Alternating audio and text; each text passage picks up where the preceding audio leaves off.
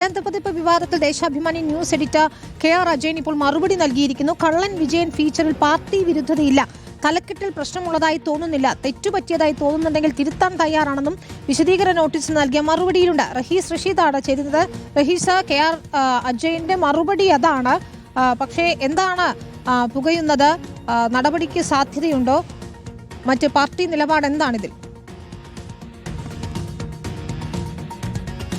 വിനീത, ഈ വിഷയത്തിലുള്ള കാര്യം ഇന്നലെ ഇത് സംബന്ധിച്ച വിവാദമായ സമയത്ത് ദേശാഭിമാനിയുടെ റെസിഡന്റ് എഡിറ്റർ കൂടിയായ CPIMന്റെ സംസ്ഥാന സെക്രട്ടേറിയറ്റ് അംഗം M. സ്വരാജ് പറഞ്ഞത് വെറും സാങ്കേതികമായ കാരണങ്ങൾ കൊണ്ട് മാത്രമാണ് വാരാന്ത്യ പതിപ്പ് പുറത്തിറങ്ങാതിരുന്നത്.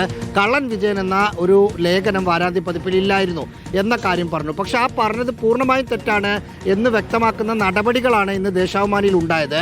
അതായത് ആ വാരാന്ത്യ പതിപ്പിന്റെ ചുമതലയുള്ള കെ.ആർ. അജയനോട് മാനേജ്മെന്റ് വിശദീകരണം തേടി. ഇന്ന് വൈകിട്ട് 4-ന് മുമ്പ് വിശദീകരണം നൽകണമെന്ന് പറഞ്ഞു. അദ്ദേഹം വിശദീകരണം നൽകിയിട്ടുമുണ്ട്. ആ വിശദീകരണത്തിലാണ് ഒരു തരത്തിലുള്ള പാർട്ടി വിരുദ്ധതയും ഇന്നലെ പുറത്തിറങ്ങാനിരുന്ന ദേശാഭിമാനിയുടെ വാരാന്ത്യ പതിപ്പിലില്ലായിരുന്നു. കള്ളൻ വിജയൻ എന്ന ഫീച്ചറിന്റെ തലക്കെട്ടിലോ പാർട്ടിക്കെതിരായ ഒരു കാര്യവുമില്ലായിരുന്നു എന്ന നിലപാട് അദ്ദേഹം എടുത്തു. ഒപ്പം ദേശാഭിമാനി വാരാന്ത്യ പതിപ്പ് ഇന്നലെ പുറത്തിറങ്ങാത്തതിന് കാരണം അതിൻ്റെ ചുമതലയുള്ള താനല്ല എന്ന കാര്യം കൂടി ഇതിനകത്ത് പറയുന്നുണ്ട്. ഇനി ഈ മറുപടിയിൽ പാർട്ടി നേതൃത്വത്തിൻ്റെ കൂടി താല്പര്യമറിഞ്ഞ് മാനേജ്മെന്റ് എന്ത് തീരുമാനം എടുക്കും എന്നാണ് അറിയേണ്ടത്. ഒരുപക്ഷെ ഒരു നടപടി ഉണ്ടാകാനുള്ള സാധ്യതകളാണ് കാണുന്നത്.